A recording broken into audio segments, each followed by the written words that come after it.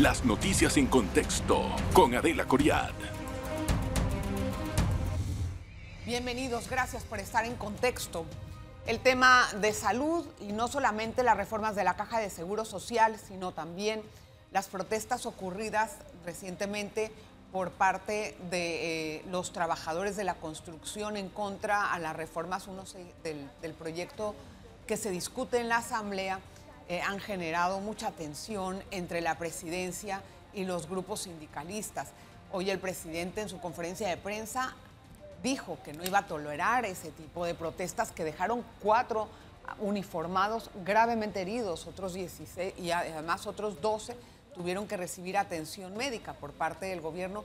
Dejaron a 500 sindicalistas detenidos que se va a dilucidar su situación judicial en las próximas horas. Quiero recibir con muchísimo gusto al asesor del Ministerio de Salud, al doctor Carlos Abadía, que está con nosotros hoy en Contexto para hablar acerca de estos temas. Gracias, doctor. Bienvenido a su casa. Gracias por la invitación. Gracias, doctor.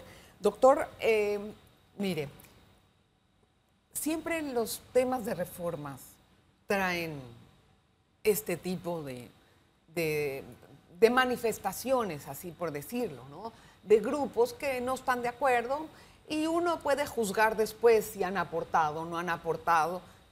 En definitiva, hay grupos que se oponen y entonces el gobierno tiene que ver la forma de cómo maneja eso, o el legislativo, que en este caso el que está haciendo las reformas, tendrá que ver cómo maneja esta situación para evitar que sigan escalando este tipo de protestas.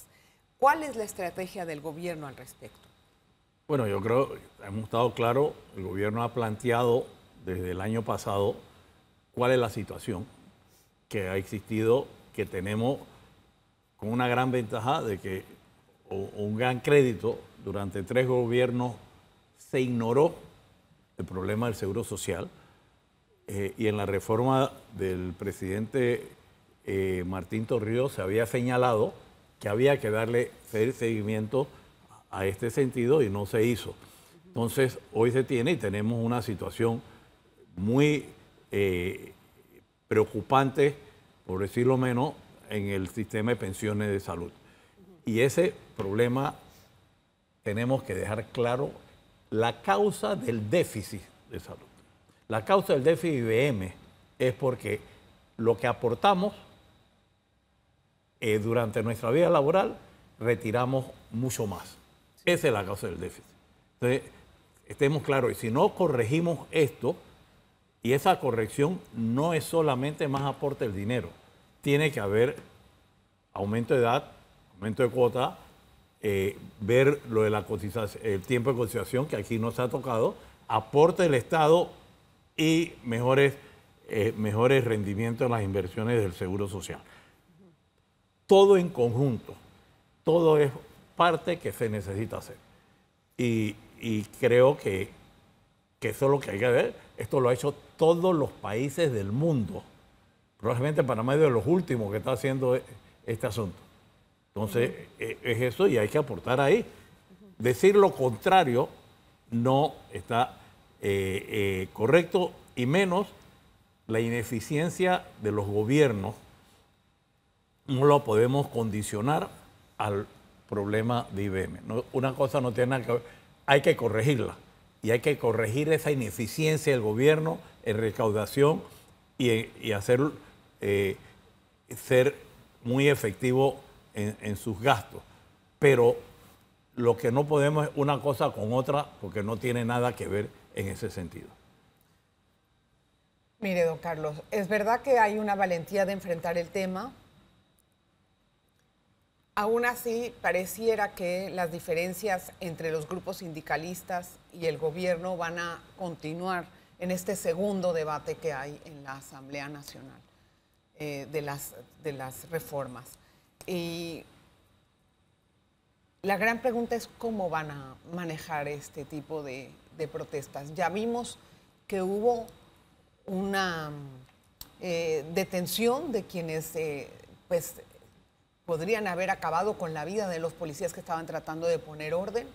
Es una medida que espera la ley, por así decirlo, que se o sea, que se pueda diferir quién sí hizo, quién no hizo, que se judicialicen los que son los responsables, no sé qué tipo de evidencias habrá, videos, etcétera. Pero vendrán más. ¿Qué va a hacer el gobierno con esto? Yo creo que no puede permitir el caos. Yo creo, porque mi interpretación personal, aquí se hace lo que yo quiero o si no, yo afecto al país. Porque no es al gobierno que están afectando, es al país. Y el país somos los 4 millones de panameños en ese sentido. O sea, creo que no es la manera de plantear las soluciones de un problema que tenemos. Aquí mi interpretación es, se hace lo que yo digo o acabo con el país. Y eso ningún gobierno serio puede permitir. ¿Hay alguna otra salida de diálogo, por ejemplo, en este sentido, para no tener ese tipo de confrontaciones más adelante? Adelita, creo que ya van 3 meses y medio de diálogo.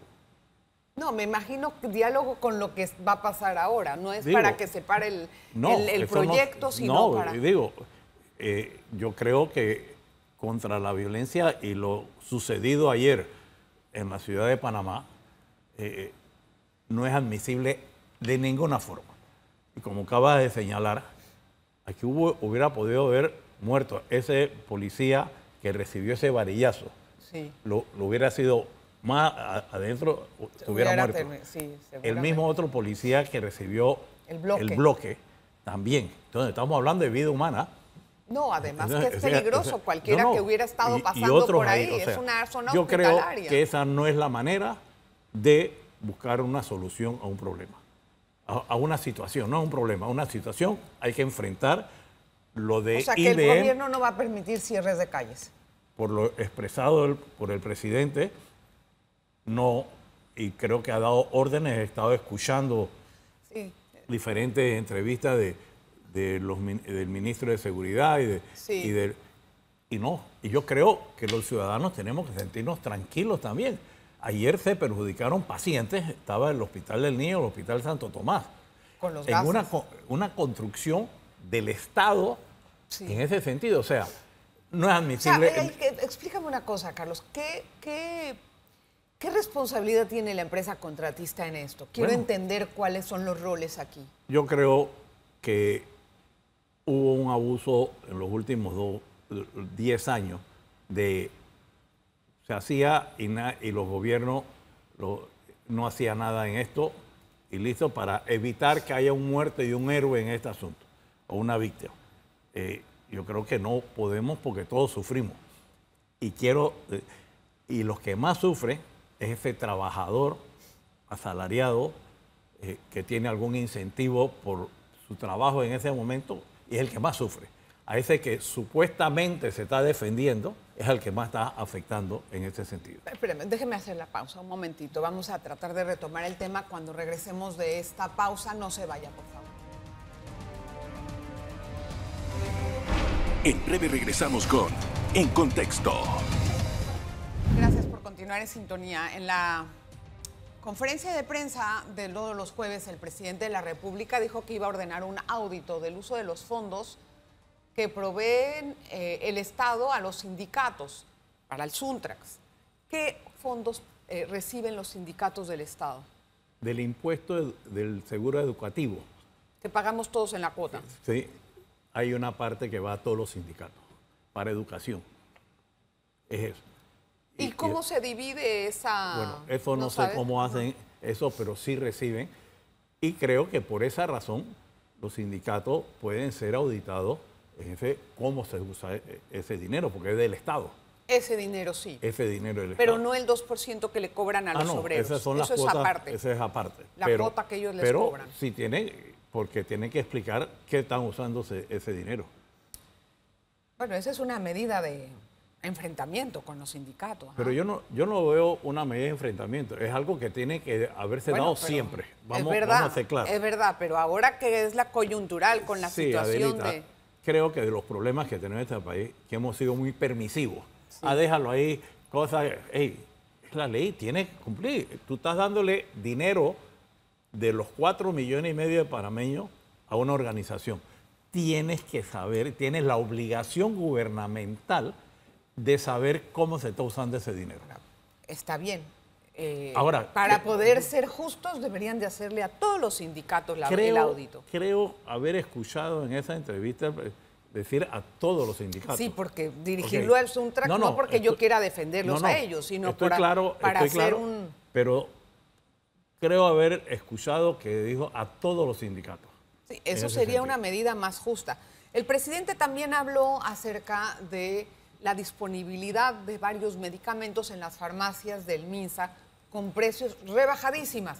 La verdad es que no he tenido tiempo de ir y preguntar cuánto vale una, cuánto vale la otra, pero ¿qué garantía hay de que esto pueda ser una medida consistente y de que haya el medicamento, ¿no? Ok, creo que para que haya el medicamento, voy a comenzar por lo último, es la planificación que hay que tener para ver cómo es lo que necesitamos de medicamentos en esto. Y en este tema, esta planificación no se hace para dentro de 2 meses. Ya comienza a hacerse para el 2026, que es lo que vamos a necesitar.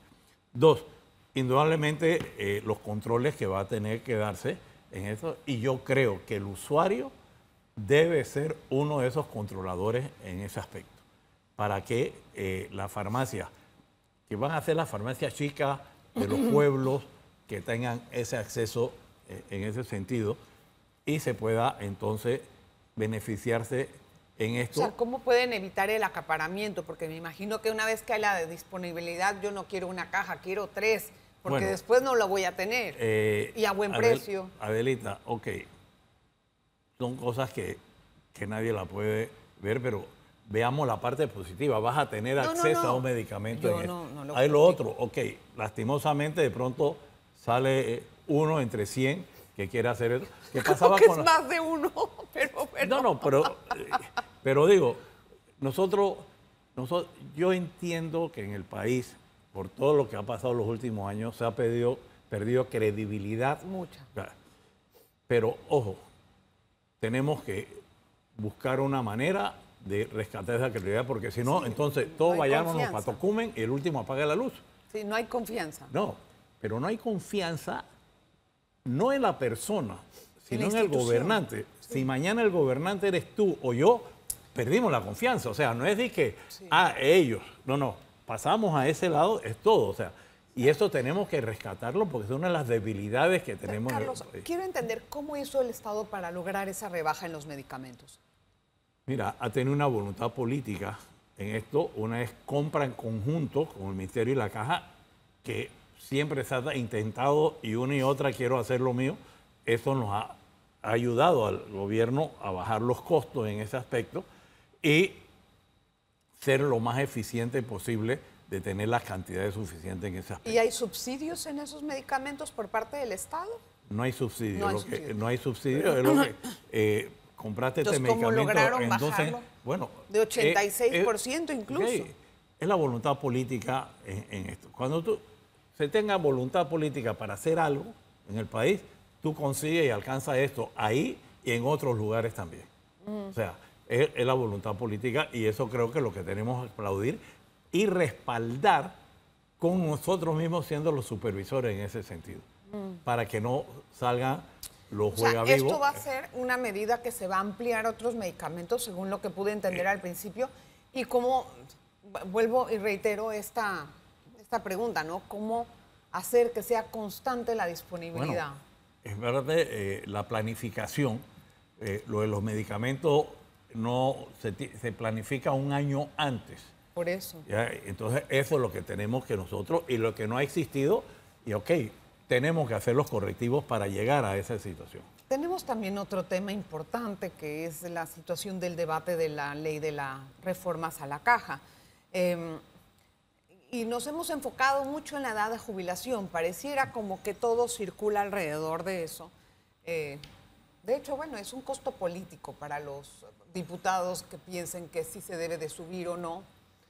En realidad, yo preguntaría como pensionada, ¿con cuánto me voy a jubilar? O sea, ¿qué implica para mí jubilarme a los 56, 57, 20 años más? ¿Con cuánto dinero me voy a ir? Con lo que está planteado ahora, ¿cuál es mi porcentaje de ingreso cuando yo esté viejita? Mira, realmente es algo muy complejo. Se ha estado buscando las medidas para que tengamos un retorno bastante al 60%, que quiero decirte que es de los retornos más altos del mundo.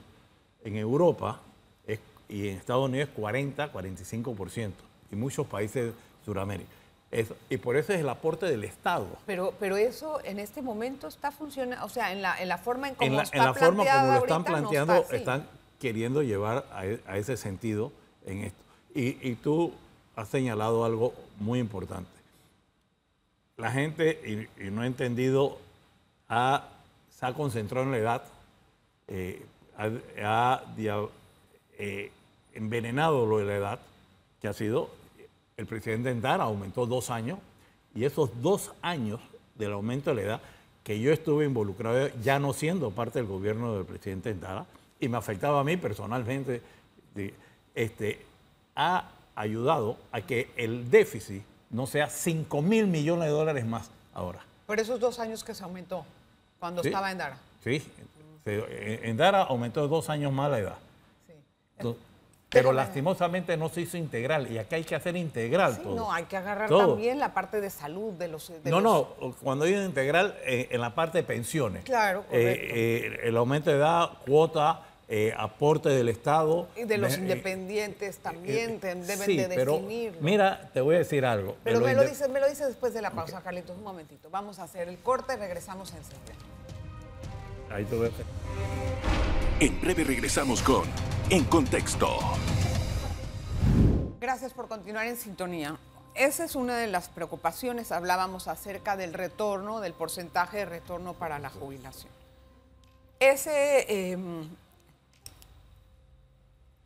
Ojalá que eso pueda permanecer en el segundo debate de la reforma a la caja, más que los años con los que yo estoy trabajando, con qué me voy a ir a mi casa y cómo me pueden garantizar eso sin tener que sacrificar tanto los aportes del gobierno.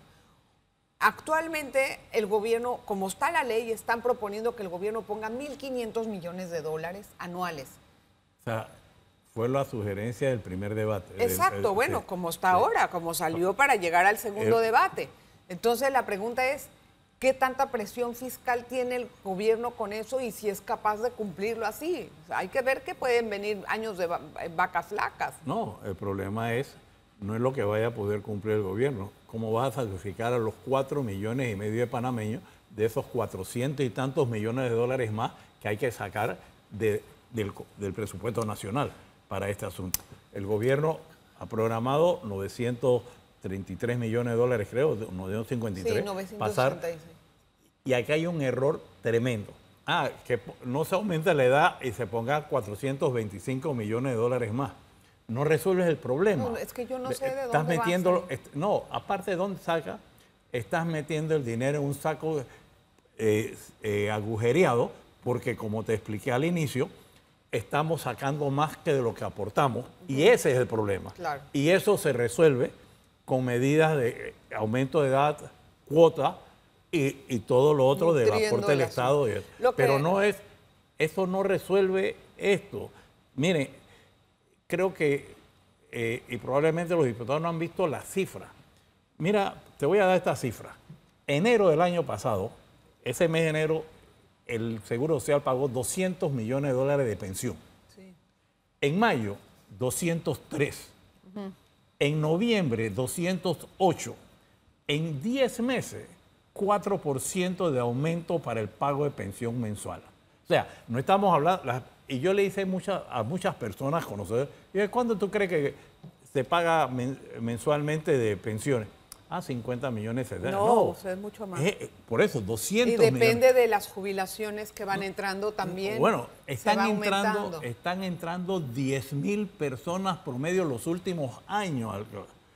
¿Y qué sucede? ¿10,000 personas al mes o al año? Al año. Es bastante. Es una cifra importante. Es más, te voy a decir lo siguiente.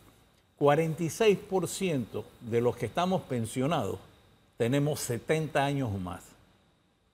Y 15% son los que tienen 80 años y más. O sea, eso de que no vive, es eso. Claro. Toda, y la idea es que vivamos más, ¿no? Que sí, vivamos menos. No, yo estoy claro. Y yo soy uno de los... Claro. Pero eso nos cuesta más. Eso Sí, tenemos eso, que bueno, verlo. eso es lógico, Carlos. Entonces, eso tenemos... Mira, toda mujer que está pensionada Sí. hoy día con 65 años o más, ya les retiró más de lo que aportó. Y hombres de 70 años o más, ¿verdad?